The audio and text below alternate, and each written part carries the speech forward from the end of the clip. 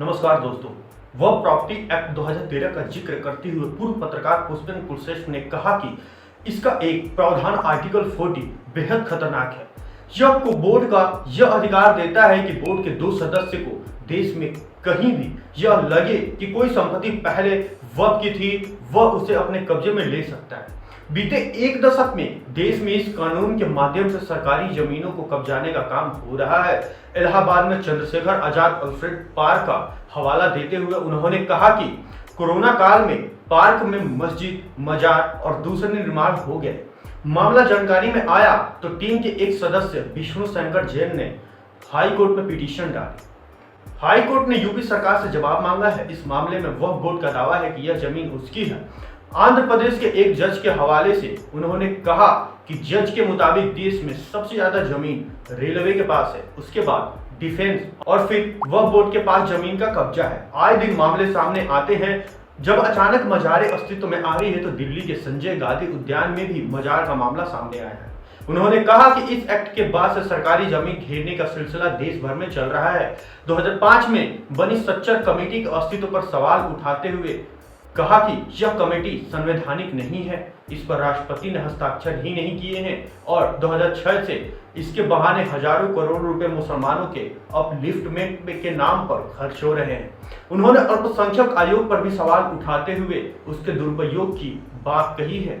उन्होंने कहा कि राष्ट्रीय अल्पसंख्यक आयोग के साथ ही राज्यों में भी अल्पसंख्यक आयोग बने हैं।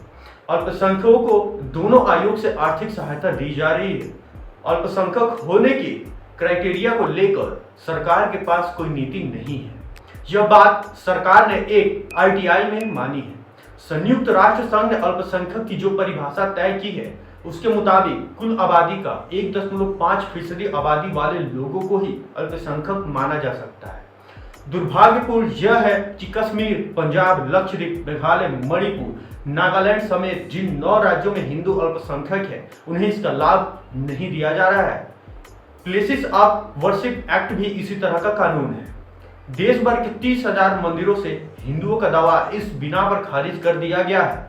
उन्होंने आगे कहा कि बंदूक के सामने पूरी दुनिया बौनी होकर रह गई है।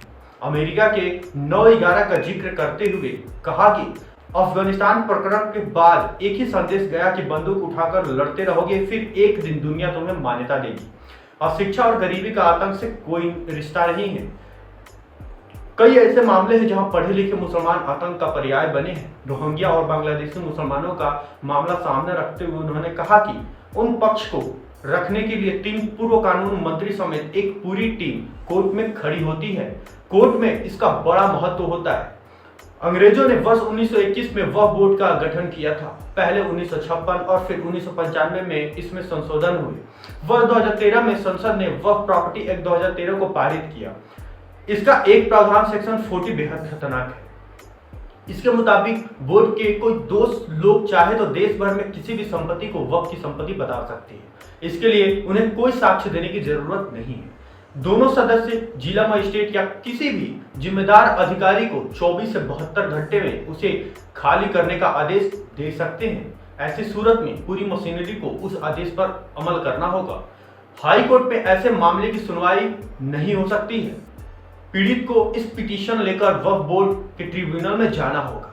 तो दोस्तों, आशा करता हूं कि आपको यह जानकारी पसंद आई हो। अगर आपको ये जानकारी पसंद आई है तो आप हमारे चैनल को सब्सक्राइब तथा इस वीडियो को लाइक अवश्य करें। धन्यवाद।